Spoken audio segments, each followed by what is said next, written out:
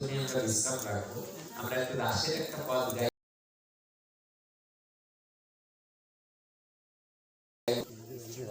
গুরুদেব এসে শিষ্যকে বলছে যে তুই আমাকে ভালোবাসিস।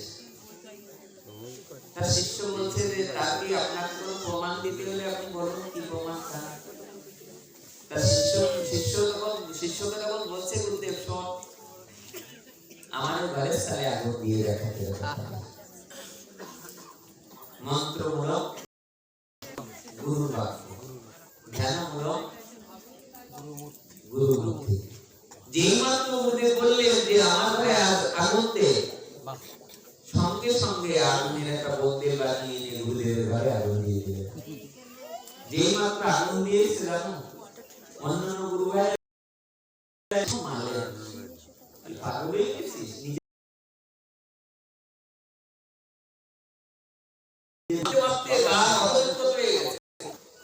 মার খেয়ে পড়ে রয়েছে বাড়ির পাশে। গুরুদেব যে পরের দিন সকালে বলছে কি রে বেলা মার লেগেছে গায়ে, বলে দেখো না আমার বড় গুরু ভাই আমাকে ভীষণ মার। গুরুদেব বললেন আমাকে ভালোবাসিস খুব। শিক্ষার্থী বললেন আর কি প্রমাণ নেবে? বললে আজ কোনো প্রমাণ নেবে? তাহলে যদি ভালোবাসিস তাহলে আমার ঘরে একটা বাচ্চা আছে, ওকে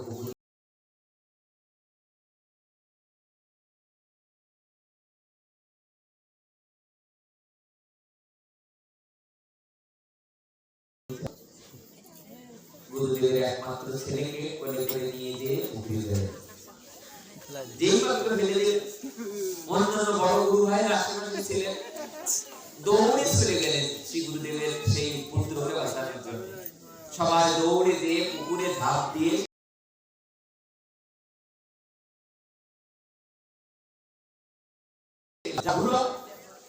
খুব মারলেন শিষ্যকে।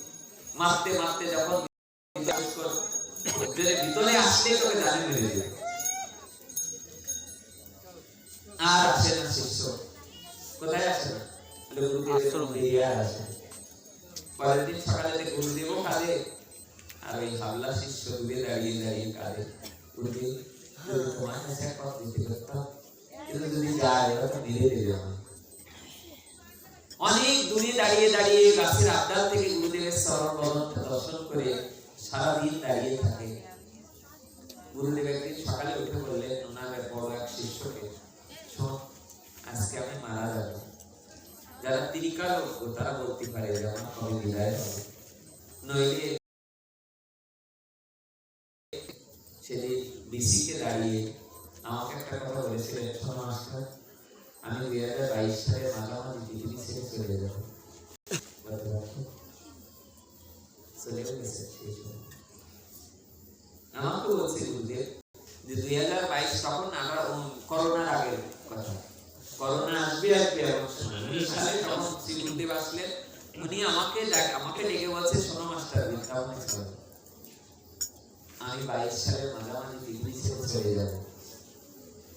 করোনার কারণে আর বাংলাদেশে কোনোদিন আসতে পারলেন না, কিন্তু 22 সালের মাঝামাঝিতেই চলে গেছে।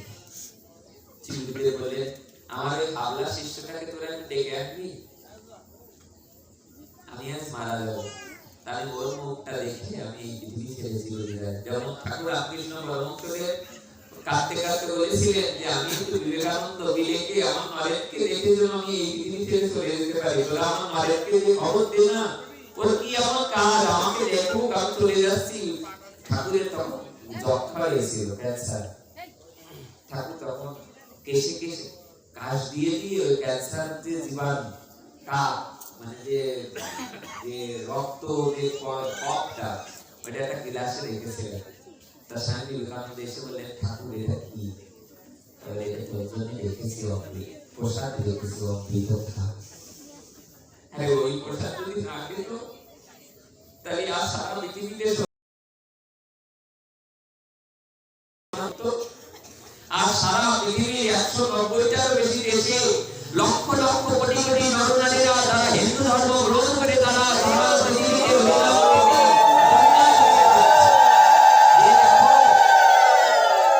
ইউরোপের দেশ শুধু নয়, সাউথ আফ্রিকা, আফ্রিকা মহাদেশের 1.5 কোটি কিছু হয়েছে তুমি যে দেখেছো, আমার সাথে কত মানুষের দেখা হয়েছে যারা বিদেশি, যারা সাউথ আফ্রিকার কত নরনারীরা, তাদের সঙ্গে দেখা হয়েছে। আমি বলি যে আপনারা কোন দেশ থেকে এসেছেন, ইংরেজিতে জিজ্ঞাসা করে বলে ফ্রম সাউথ আফ্রিকা। কি করে হলো? গুরু কৃপা, কৃষ্ণ কৃপা, রাধা কৃপা। এই জন্য কৃপা যদি পেতে হয় তাহলে গুরুদেবের কাছে পেতে হয়, বৈষ্ণবদের কাছ থেকে পেতে হয়। যেই মাত্র শ্রী গুরুদেব বললেন যে আমার ঘরের চালে আগুন দিয়ে দে, আমার একমাত্র পুত্রকে জলে ফেলে দে, সত্যি তাই করলেন। ভীষণ মারলেন, মেরে আর মন্দিরে আসতে দিতেন না। একদিন বললেন যে আমার আজ বিদায়ের দিন, ওকে একটু ডাক না, ওর বদলখানি দেখে আমি এই পৃথিবী ছেড়ে চলে যেতে চাই। শিষ্যকে দিয়ে বললেন তোমার গুরুদেব না আজকে চলে যাবে পৃথিবী ছেড়ে, তোমাকে একবার দেখতে চেয়েছি। বলার সাথে সাথে আল্লাহ চলে যাবে। আমার গুরুদেব বললেন এই পৃথিবীতে কেউ বেঁচে থাকে না, তবে আমি তোকে আশীর্বাদ করতে চাই। বল কি চাস? তুই যা চাবি আমি তাই দেবো। যেমন বিহারীদাস বাবাকে বলেছিল না,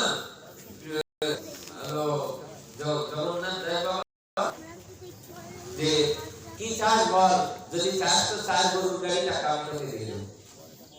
বিহারী পাশে বলেছে যে হ্যাঁ এসে দিয়েছে, বলে যে নিজের কাছে ও ইয়ে রোগা ছাড়া তো কিছু নেই, ওটা তো দোয়া থাকে, তাই ছাড়া তো কিছু নেই।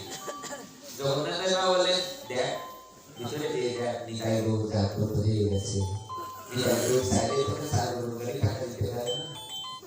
বল নিতাই গরু চাস নাকি টাকা চাস?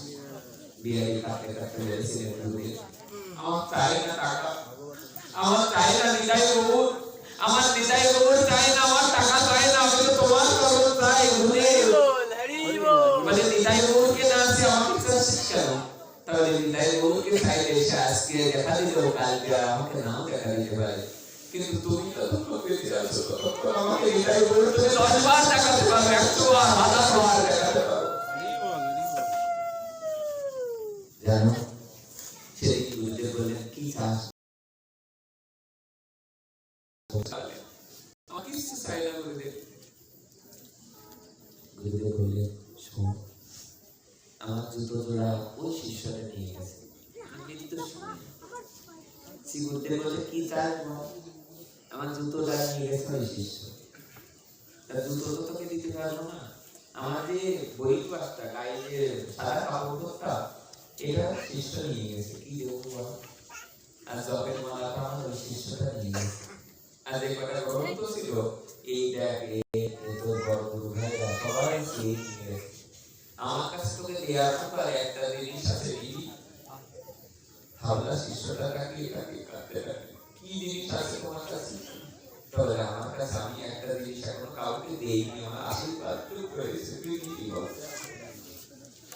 যে হাওড়া শিষ্য বাড়ির তালে আগুন দিয়েছে, নিজের গুরুদেবের পুত্রকে পুকুরের জলে ফেলে দিয়েছে, হাওড়া শিষ্য কাঁদতে কাঁদতে বললেন গুরুদেব দেবে তোমার আশীর্বাদ দাও।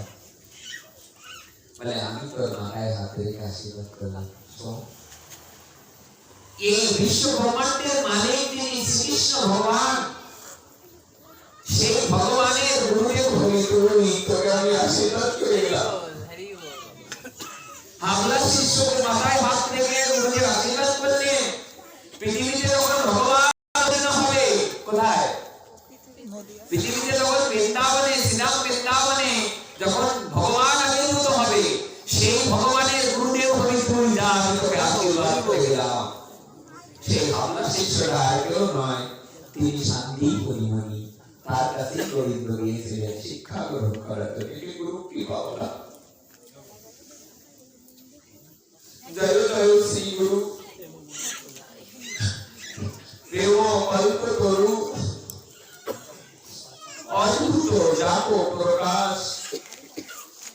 গুরুদেব তুমি কদাচি কমোহেন পতিত হইত যাকে দিয়ে হইলাম। আমার মনের মধ্যে কত লোভ লালসা, কামনা বাসনা, খাওয়ার ইচ্ছা, কত মনোমাংস, কত আসক্তি, সেগুলো তো তোমার কৃপায় কিছুটা দূর হচ্ছে। জগতে যদি মঙ্গল হয় যদি মঙ্গল হতে হয় গুরুদেবের চরণকে আমাদের আশ্রয় করতে হবে। ধন্য আপনারা এই অঞ্চল যারা এসেছেন, সকলের জন্য প্রত্যেক মঙ্গল হয়, কল্যাণ হয়। আপনারা যারা এই অনুষ্ঠানের আয়োজন করেছেন, এই স্বল্প অনুষ্ঠান এই স্বল্প অনুষ্ঠানটাকে আপনাকে বক্তব্য পৌঁছে দেবে। আমরা যেহেতু রাসের সময় পার করছি, কালকে থেকে তো আমরা গাইতে যাবো না। গোপালের কথা কবেন?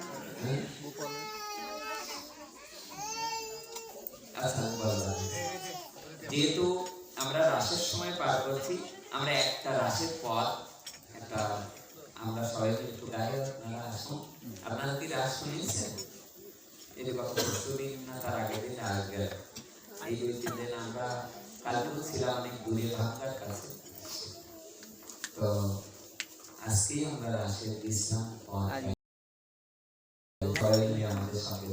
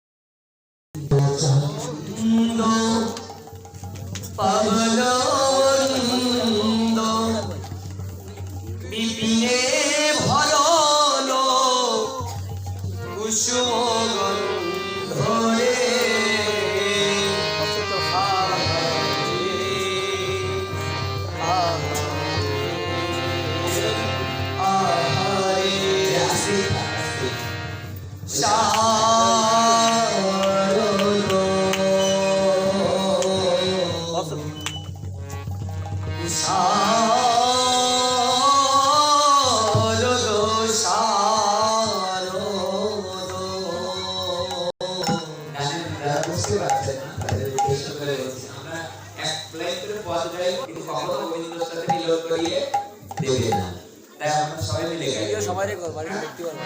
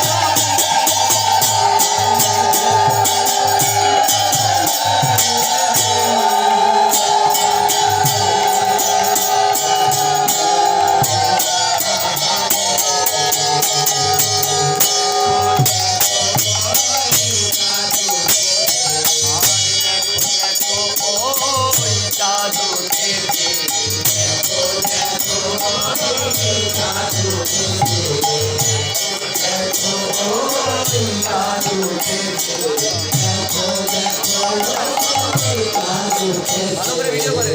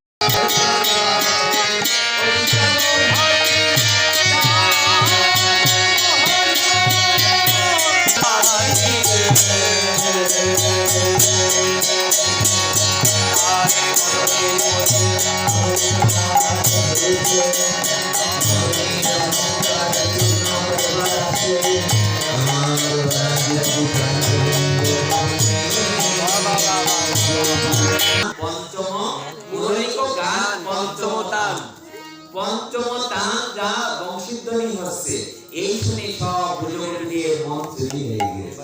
তারা এক কানে কুণ্ডল পড়েছে আর এক কান খালি।